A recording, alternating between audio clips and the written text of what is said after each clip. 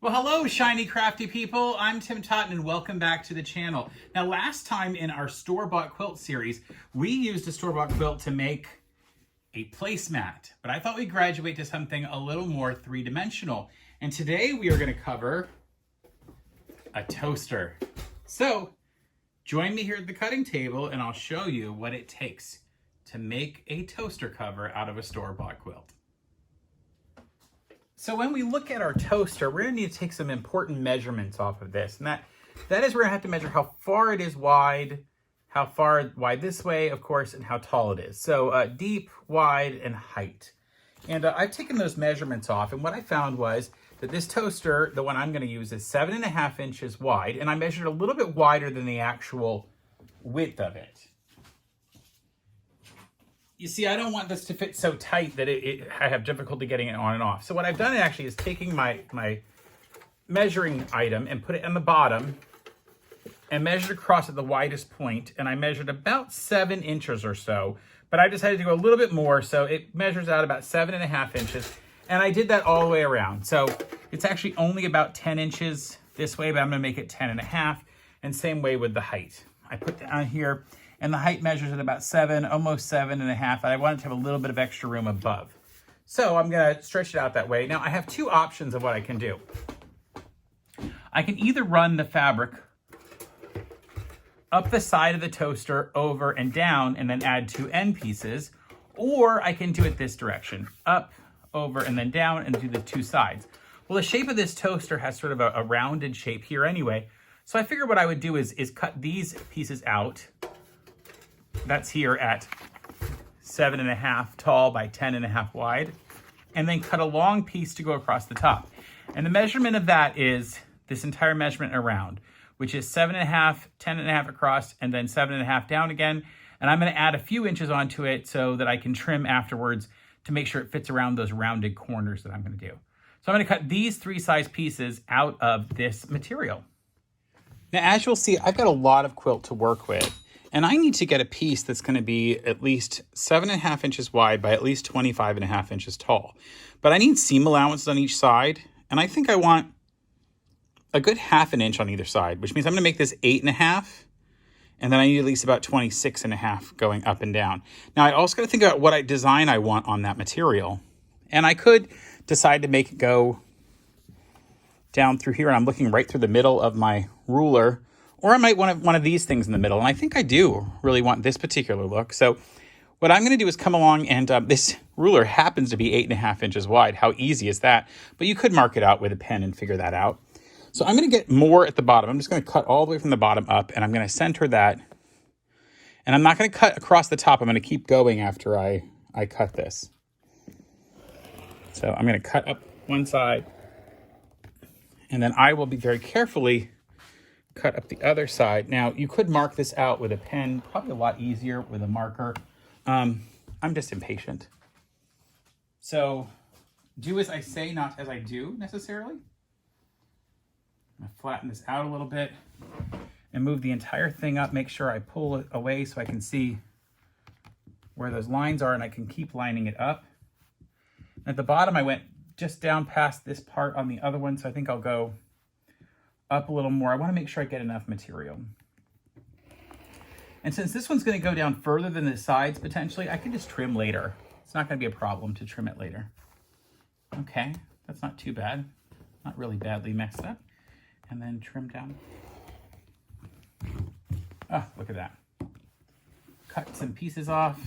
And now I've got, ooh, there we go. That's at least 26 is 28 inches actually. And now I've got to figure out where I want to cut out those pieces that are going to be at least 8.5 by 11.5. Remember, I have to give a little bit of extra space on these, right? So the 7.5, and actually the bottom edge, I don't need an extra half. So I'm going to cut those 8 by 11.5. Now, what's interesting is at the bottom edge here, you'll notice there's this piece right here. And I want to see if I said I need 8.5, if I put that on there, or I'm sorry, I need 11.5, sorry. If I put my 0 down at the bottom, 11.5 just comes off the other edge, and 5 3/4 would be the center point. So I found 5 3/4 on my ruler, and it goes right up to the middle of that thing. How nice is that? So I'm gonna go ahead and cut it. I'm gonna cut a little bit above this fabric because I want to take that off for a reason I'm gonna show you.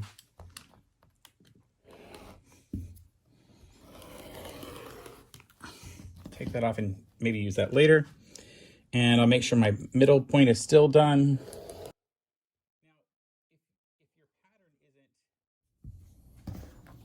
Now, if your pattern isn't an all-over pattern, it doesn't have all this unusual stuff, you don't have to worry about what I'm doing, which is called fussy cutting or using a window to cut it. But I want to make sure these has a specific design look, so I'm sort of using the middle of I'm using my cutter to figure out my grid here to figure out how big to make it. And what I've done is I put my 11.5 inch down here at the bottom, and I'm just going to keep cutting this out and then cut down here. Oh. And now I've got that exact piece, and I'd like to make sure the other side matches. So I'm going to go to another part of the quilt and cut that out. And then once I do that, we're going to trim the corners here and here, and we'll go to the sewing machine for the next step. So here's the long piece, and then my 2 smaller pieces for the sides. And I'm going to actually round these top corners. Now you can draw this on if you want. And I would suggest that you do if you're not as comfortable doing it. I'm basically just going to round them easily, right? And come back to the other side and do the same kind of thing. Now you can put some marks on this so you know exactly how far to round them.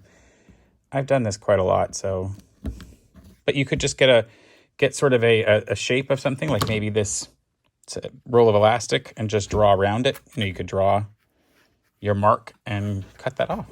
All right. Okay, now that I've rounded those, we need to go ahead and serge these pieces. And I'm going to use a serger for that. You could also use a standard sewing machine. I'll show you both of those options. And we're going to need to make some bias binding for this. So first, let's stitch it together. We'll throw the bias binding together and get ready to sew all 3 of the parts together. So this is a 4-thread overlock serger, and I'm going to basically serge all of the edges of these, the side edges of these, because they're going to go together. Now, I'm never going to see this, I'm not going to see this stitching, so I'm not worried about the fact that it's black thread, but if I was worried and I didn't like black, I would want to change it to white. You could, of course, put this together without doing any binding, and if you wanted to do it without the binding we're going to do, well, then you would just use a nice serged edge. And if you had the right colors, that would look fine. This works by basically overlocking threads.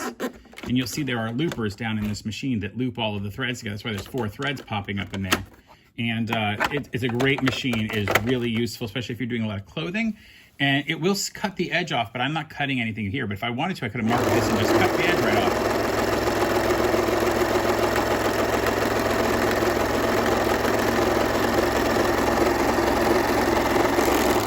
Quickly that stitches those sides down, and then it's going to be easier to manage with all that fabric without that fabric trying to go in a bunch of different places, because really if you look at it here, look at the edge, I mean it's not all stitched together, and I want to make sure that that gets real easy. What I'm going to do on this one is go on the other side, you'll see I'm going to turn the corners even. I'm going to be really careful how I do that. I'll just turn them as I spin.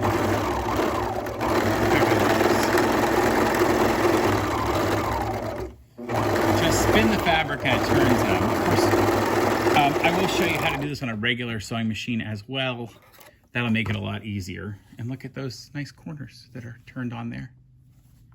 Last one.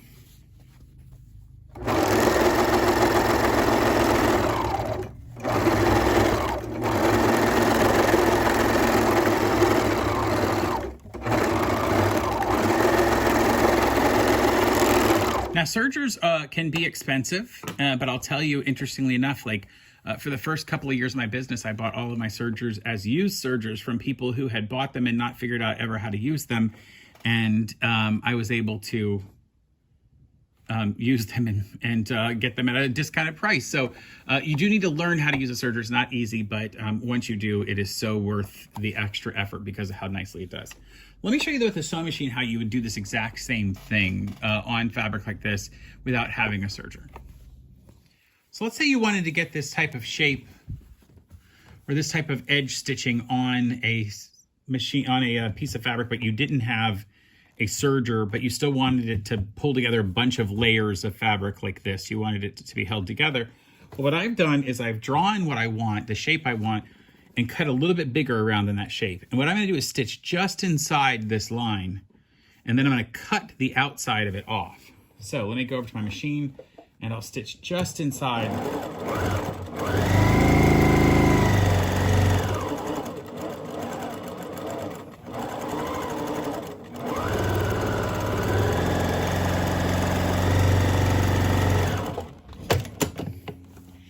Then I can come back to this, and with a pair of scissors or a rotary cutter, I can cut along the line and get really close to the edge. So I'm getting really close to the stitching here that I did because I stitched really close to the line. But I'm not cutting the stitching because it's inside the line. And now you'll see what's happened is on this edge, it's pulled together those edges a lot like a serger would. It's not coming apart here where there is no quilt stitching, but that stitch through the other line, you can see it through the other side sort of. That stitch is holding those pieces together. That's how you could do it on a standard machine without a serger. So we're gonna cut some fabric on the bias to make bias binding. So I'm gonna lay out the fabric, and I've got the raw edges down here.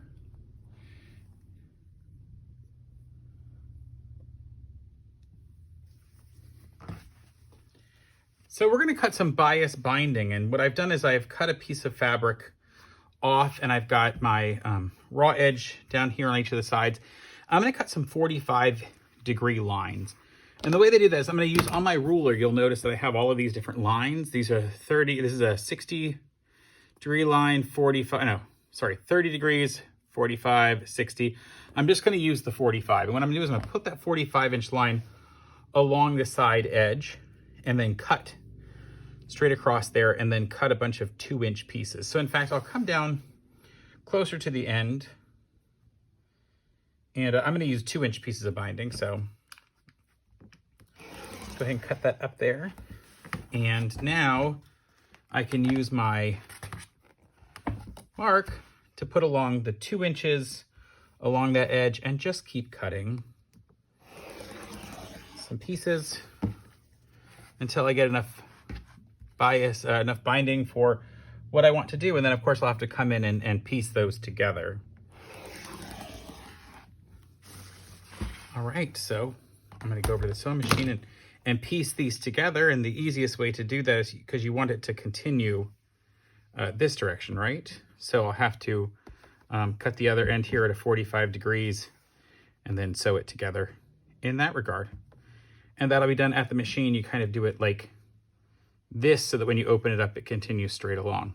So let's go to the machine. I'll show you what that looks like after I've cut this at the proper 45-degree mark. So if that one's gonna go that way, I need the other one to also go. I use my cutter and put the mark at 45. So I've done there, I've put I've marked the 45 along the edge.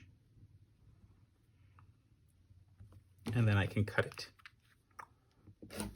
Perfect, that gives me a 45-degree angle to butt those two together.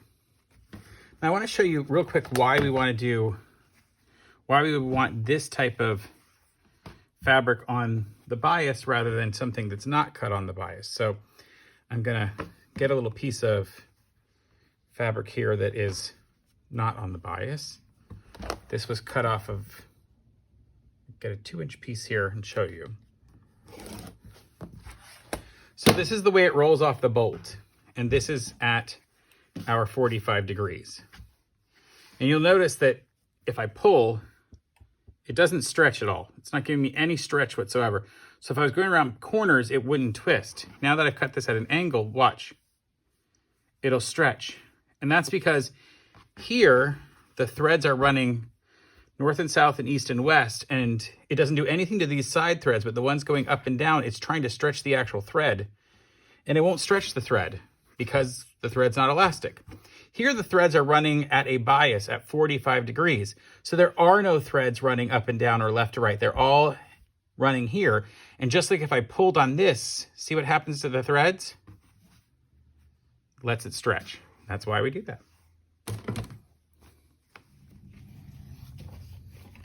So over at this sewing machine, I want to show you what we're going to do to get these two together. And what we're going to do is we'll lay out one and then bring the other one in. Of course, it's at the other angle, you'll see here, because we want it to connect. So what we do is we put it off at a 45-degree angle like that. And we want to recognize that we'll need to leave a little bit of tails off of each end, because the stitching needs to go straight through. So wherever I leave those tails, the point where the tail crosses over is where I want the stitch to come straight through. So I can look on my machine and see if that's at 1/4 of an inch. That's pretty close.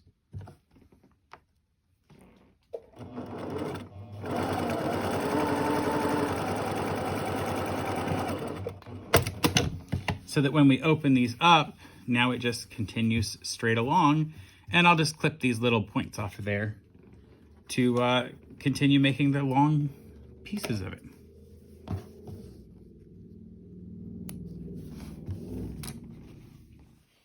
All right, the last thing we're going to want to do is we can iron this if we chose to, but I'm just going to iron this part flat.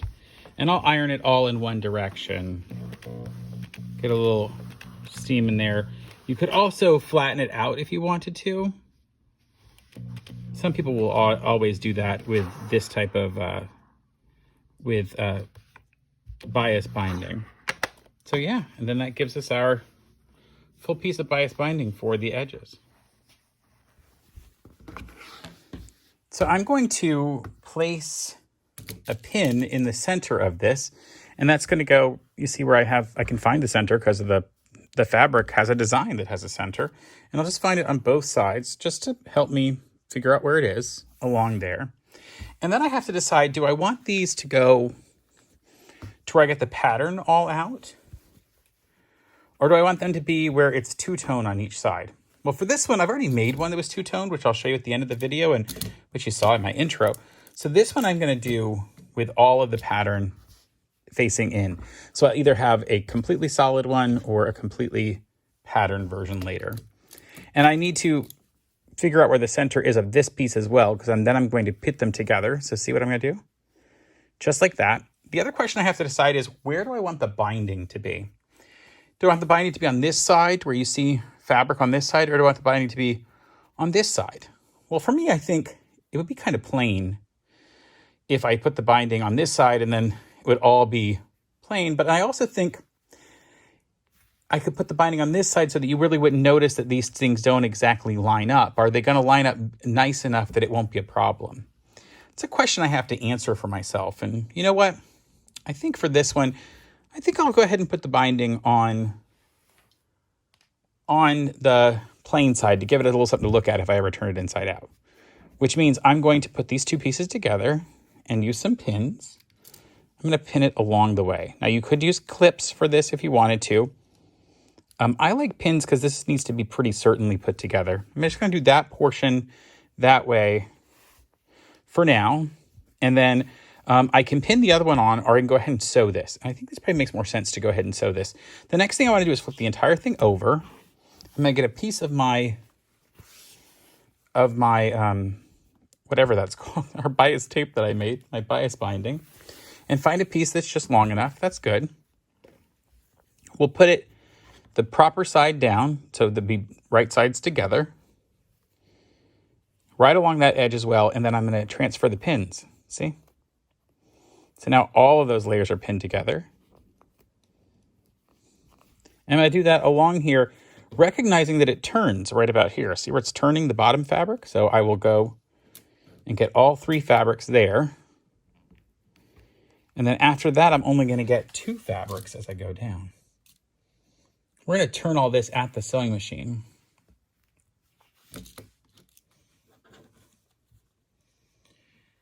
Now, if it makes you comfortable, you can go ahead and you could stitch this one to this piece with a very small seam allowance. I'm going to use about a 3/8 inch seam allowance when I sew the whole thing together. And you'll see why that is in just a moment. All right, so let's go to our sewing machine and I'll show you where we get started on putting this together. All right, so I'm gonna flip this over so I can see the rounded part, because I'm gonna have to turn this eventually. And this part has to get turned and the bottom part is gonna stay straight. What I wanna do though is go ahead and start and pin it together a little bit better into the point. So I'm gonna get close to this point here. I'm gonna pin it a little bit of an angle. And then I'm gonna twist it a little bit. You see I'm sort of twisting this fabric around? Because I wanna line up these pieces along the edge. See there? So now I've lined that up. And you'll watch it along the back, it's gonna sort of turn. So I'm gonna flip it a little this way and put a stitch through it, a pin through it, I should say, not a stitch. A pin right in there. And then turn it a little bit more and put a pin through that. I'll just take this pin over and move it. And then I will pin some more along this edge.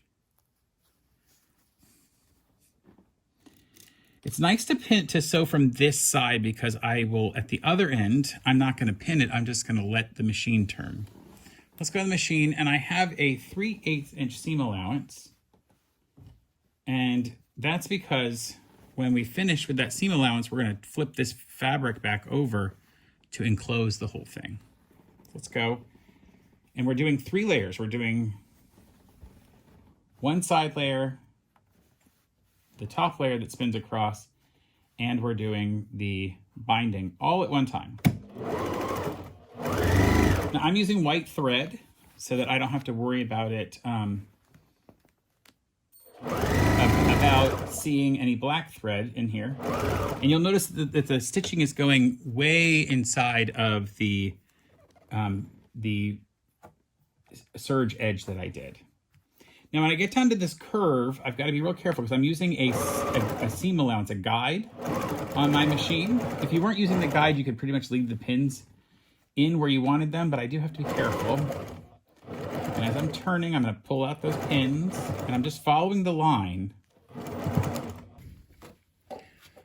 Here, as I go around, I'm twisting and letting the side of my fabric hit the side of that seam, that guide, the seam guide here. However, if you don't have that, you can just use a mark on the bottom of your machine on the throat plate. Take out these stitches and pins and keep going. Now, every once in a while, you want to reach to the back and make sure that you're actually getting all of those materials together. So we're making sure that all of our pieces have sewn together there. And they have, so we're good. I'm just gonna keep going. Take out the pin. Now here's where it helps that I have pinned the binding piece and that back piece together, because I'm going to basically allow this section to go straight into the machine, and I'm gonna turn the top piece as we turn. So I'm gonna put a couple stitches, and now I know I need to start turning it. And I'm turning at the needle, not before at the needle in the machine, not before the needle in the machine. It's important to know that. And I've just massaged it over.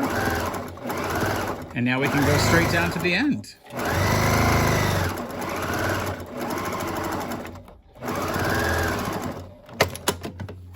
And that's now sewn around those edges. Look at that.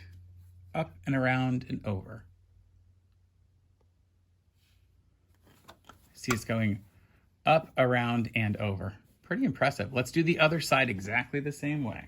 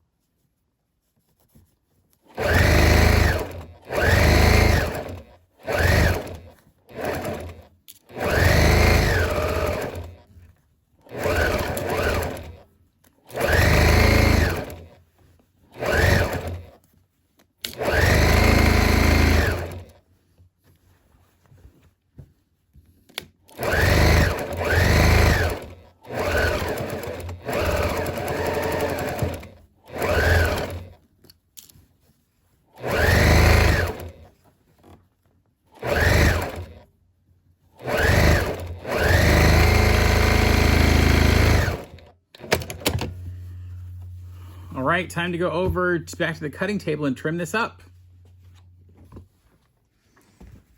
All right, so what do we have to do to this is I need to trim these pieces up here, you know, so that it's straight across, but I also need to turn this over and stitch it down. So what we're going to do is pull it. See what we're doing? Pulling that over.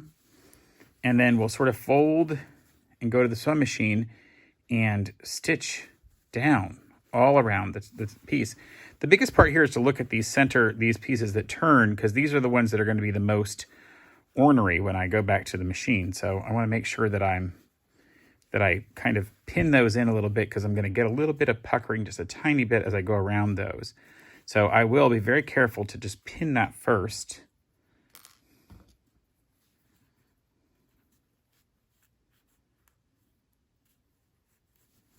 So it's happy. I'll do the other one here too. Now because we cut bias tape, it is going to want to turn that corner okay. It just doesn't like to twist the tape inside very easily. So I like to put a pin in it just to, as we get up to it, it finds it, if that makes sense. And then I can ease it as we go along. See here? It'll have to ease in. And part of that would be, if you wanted to, you could come back and pin it as you go along. That's really up to you.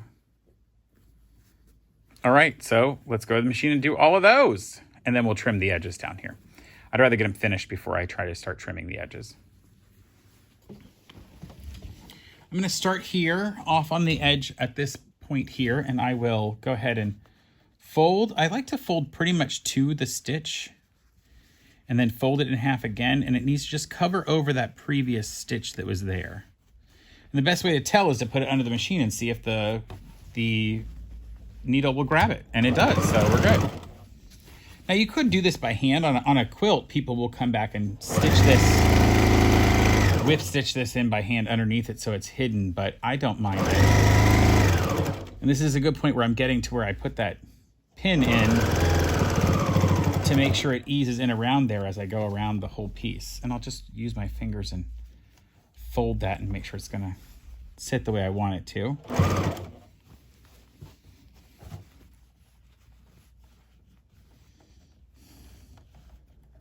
And you may have to occasionally take it out and sort of finesse it a little bit if you're not happy with what it's doing. I'm kind of happy with that though. Take the pin out. Oh, very good.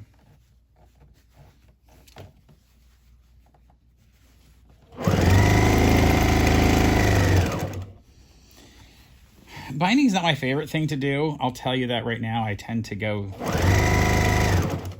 get a little bit antsy when I'm binding. I tend to be a little bit antsy about it. But if it's going to make it look really good, then I can kind of mentally hold my brain back far enough to do it properly. You know, just take your time. Sometimes if I was doing this, I might decide, well, that's going to be the back, because I might mess it up and it not look good, and then I go, oh, well, that'll just be on the back side. But I like the idea that this could be reversible. So if you just take an extra minute and really finesse this in the direction it needs to go.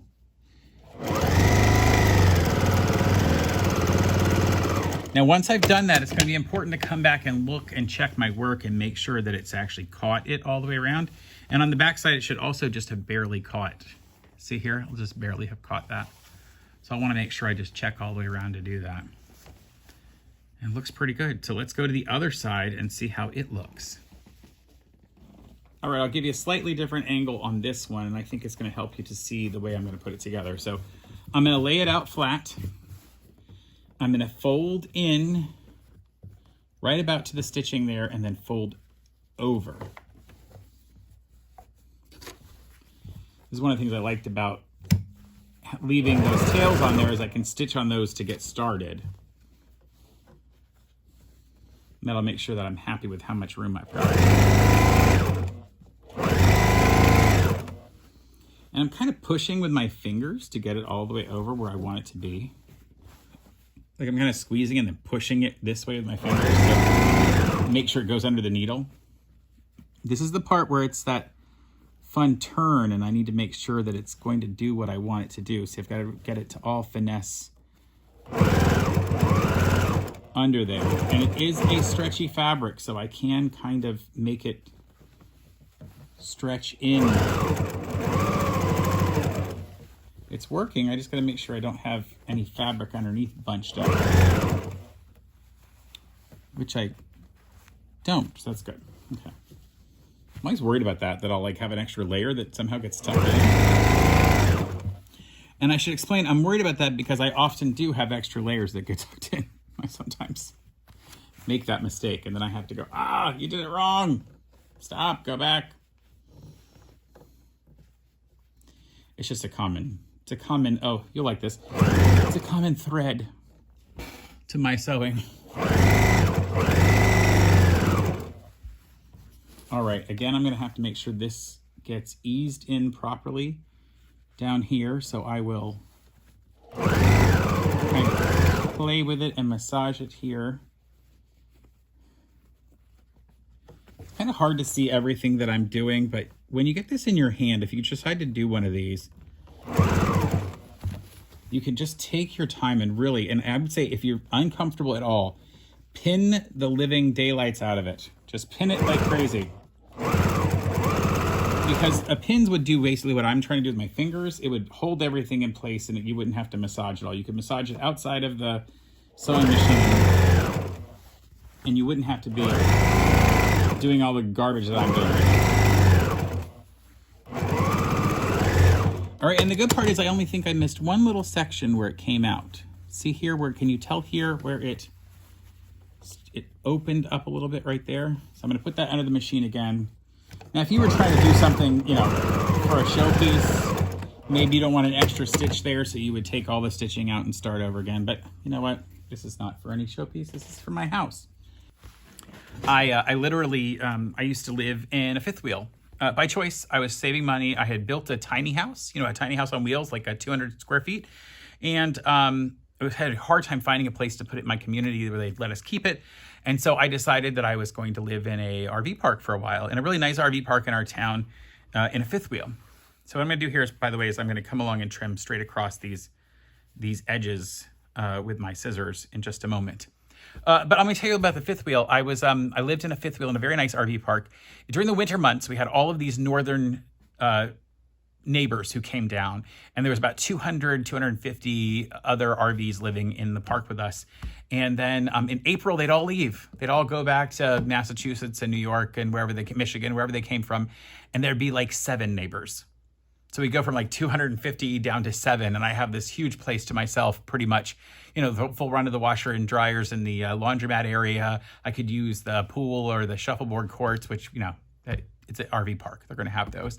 And the big, huge, beautiful showers, because even though we had a shower in our fifth wheel, it was so nice to go to the big set-up clubhouse, and it was really nice. And I saved a lot of money doing that. And so eventually, a couple years ago, I decided to buy a house. Well, I've been in that house now realizing I actually have counter space and I can put things out. So I thought, hey, I can use this store-bought quilt and create things like this. So let me show you how we're going to do this part of it. So on this, we need to trim up, and I'm basically going to come in here and trim those edges straight, and I'll use my rotary cutter here. I'm just going to go from one point to the other where that's across like that.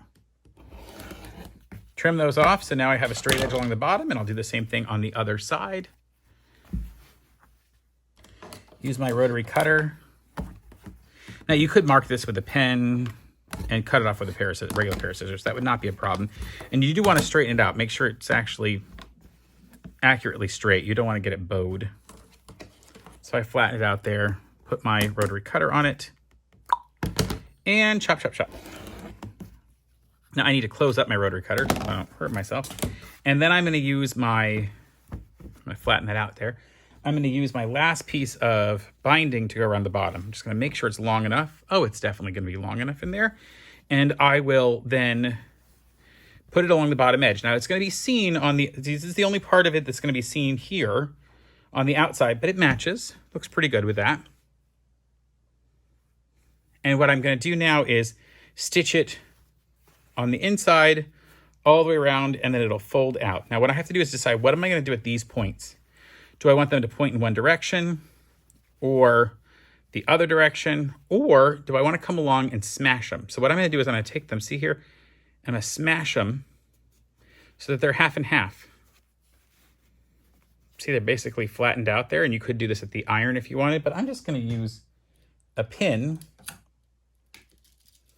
and smash those. Look, actually I'm gonna do it the other direction so it stays in, so I don't have to worry about taking it out as we go along. And I'll just smash all 4 of those, and after I get that done, then I will go to the sewing machine and we'll stitch on this binding.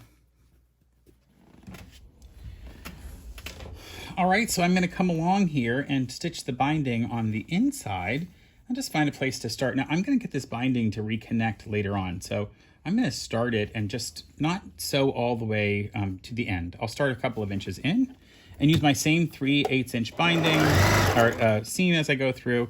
And now I've flattened out all of those other binding pieces. So I'm just gonna stitch right across those. Now you could move your pins out if you wanted. I'm comfortable, the pin is behind, and I'm gonna go slow over that pin space. Now again, you should not sew over pins. Don't do as I do. So I will pull the pin out from under here. Pull that out so people don't feel bad. And then just keep it flattened as it goes through my machine. Make sure it stays flattened out as it goes through the machine. I don't want any hate mail, so I'm gonna make sure it's flattened out properly.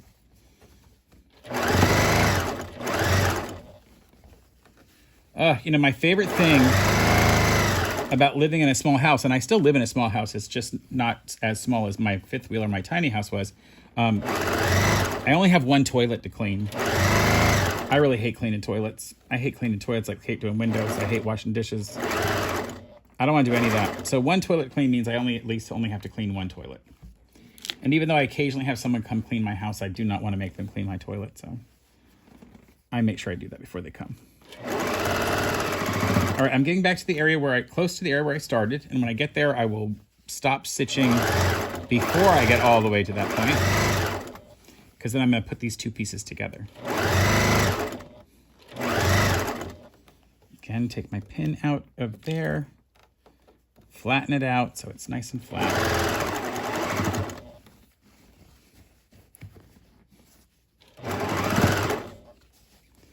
All right, so I'm going to stop before I get to the end of that. And then I'm going to trim these 2. So what I'm going to do is I'm going to back this off about a 1/2 inch. I'm going to back this one off about a 1/2 inch. So I get a little extra tail. See that tail I got in there? And then I'm going to use a pair of scissors and just cut both of them somewhere along this way. See? We're just going to cut through both. A straight line cut all the way through.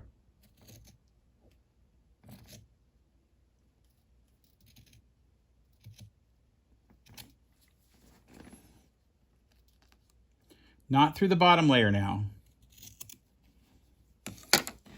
And I'm going to take out the garbage, right, that I got left over. But what happens is you'll notice that they overlap by a 1/2 inch. So now what I can do is I can put those 2 pieces together this way, stitch a 1/4 inch seam down. So I'm going to put those together. If you need a pin, you're welcome to pin this. Use just the edge of my presser foot for mine, because it's a 1/4 inch on the edge of my presser foot. Stitch down to the other end.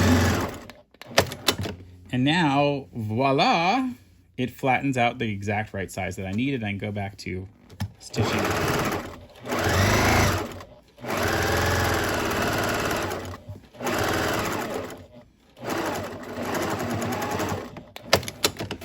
And our last step is going to be flipping and folding this just like we did on the other parts. But this will be easier because it's all one long piece. So in fact, I'm just going to go just here and go ahead and start, flip and fold. Now just make sure that the rest of your material is out from the other side.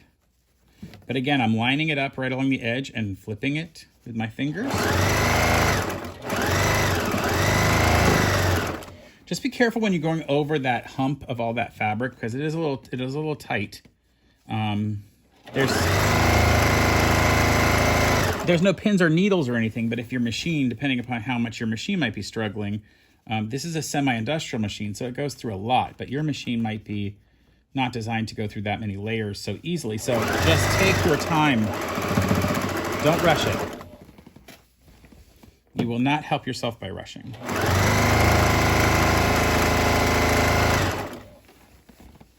And yeah, I'm almost completely finished with this.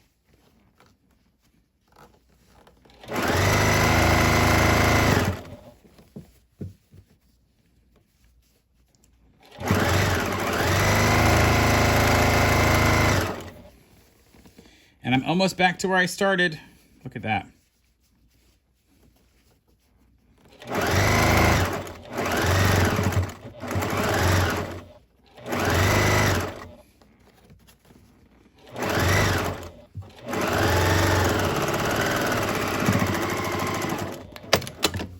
Aha! Look at that bottom edge, looks so nice. All right, so here's our toaster. And here's the version that we made just now. And look, if it's the plain side, that actually looks really nice. I think it looks really good. I like having done the binding on this side. In fact, if I really wanted to highlight some other colors, I might have picked this dark blue fabric or the peach or the color or the peach color in there. And I could have done my binding in that color. And of course, look how it looks if we've turned the whole thing inside out. Ooh. We could, of course, get the version with the real pretty pattern all over if you're trying to match everything else. How nice is that? Now, of course, I told you I'd show you the other version. This is the one I made that was two-toned. So it's two-toned on both sides. See this side that has the binding, and it has both the color and the solid color. Or we can turn this one inside out, and you'll see that pattern running along the top and down the side, the front and the back. That looks kind of cool. So this is how you take a store-bought quilt and turn it into a lovely toaster cozy. Hey folks, if you like this video, please like it, subscribe to the channel, and until next time, of course, stay crafty and toasty. Bye for now. Oh, now I have two covers. I know, I need two toasters.